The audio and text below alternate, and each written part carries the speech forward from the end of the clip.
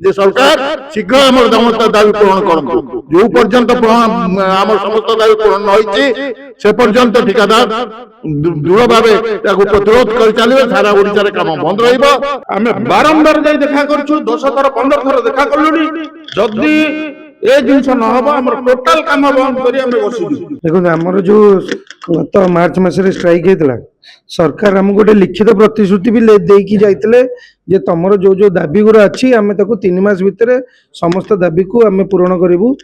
किंतु आज की 4 मास भी बीतीगला आम जाकि जो फॉलोअप करुचु आम पाखे गोटे दाबी भी एपर्तंत पूरण होनी।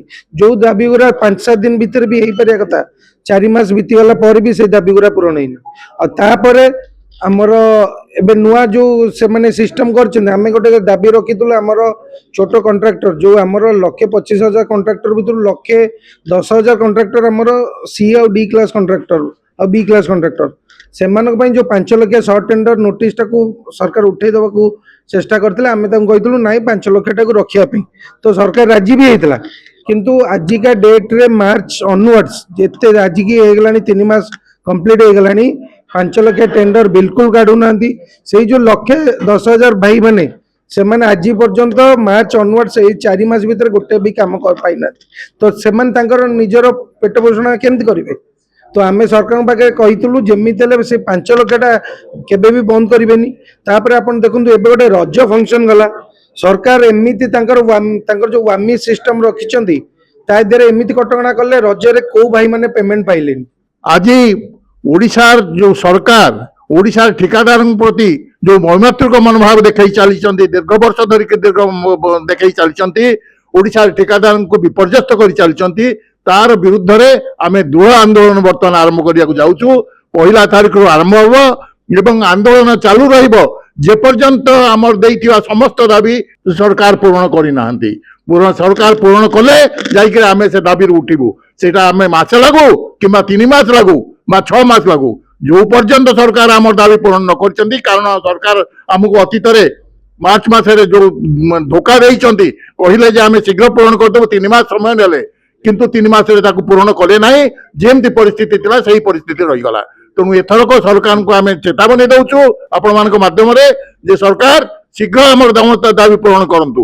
जो पर्यंत आमर समस्त दाबी पूर्ण न होइछि से पर्यंत ठिकादार दृढ़ भाव प्रतिरोध कर चलिए। सारा ओडिशा काम बंद रहिबो।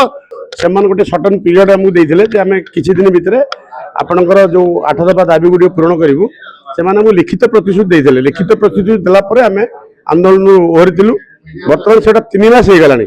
ସେମାନେ ଆମକୁ ଗୋଟେ ମାସେ 1.5 ମାସର ସମୟ ଦେଇଥିଲେ। ମାସେ 1.5 ମାସରେ ପର୍ଯ୍ୟାୟକ୍ରମେ 8ଟା ଦାବି ଆପଣଙ୍କର ପୂରଣ ହେବ। କିନ୍ତୁ ଅଦ୍ୟାବଧି ଗୋଟିଏ ଦାବି ମଧ୍ୟ ସରକାର ଆମର ପୂରଣ କରିନାହାନ୍ତି। विभिन्न असुविधा आमको होची रॉ मटेरियल 5 लाख टंका वामिस भी कौन टेक्निकल इश्यू से संशोधन कले ना। शेड्यूल ऑफ रेट आम चेंज करागला ना। एपीएस जो आम डिमांड करते सेगुड़ा भी संशोधन करागला नहीं।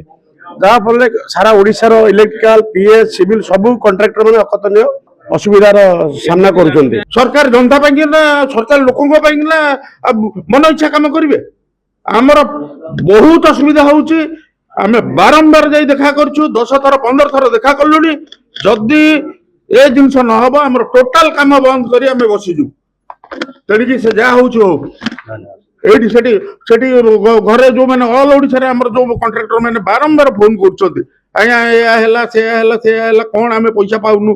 आज वामिस रे एडा नउनी आज प्लान नउनी आज नॉन प्लान नउनी इमरजेंसी काम 24/7 एमानकर जो नीति अछि ओडिशा रे टेक्निकल लोक मिलबनी। आपण माने भी भल रकम अनुभव करथुवे। आपण जी अपार्टमेंट रहथु अलग कथा प्राइवेट घरे जी रहउछि गोटे इलेक्ट्रिशियन खोज के आनले आज खोजिले 4 दिन पर मिलिबो। ए अवस्था पूरा आमे ही तांको अटके एठी धरकी बरछु। कारण गाँ रे रहिले सेन कोडी काम कले 300-400 टका पाइबे। आम पाखे 700-800-900-1000 पर्यंत भी से पाउछथि। आ जदि आमे ताको परमानेंट जॉब न देबु ताल तो से पळेयो सब बाहर को कंपनी माने नै जिबे तांको।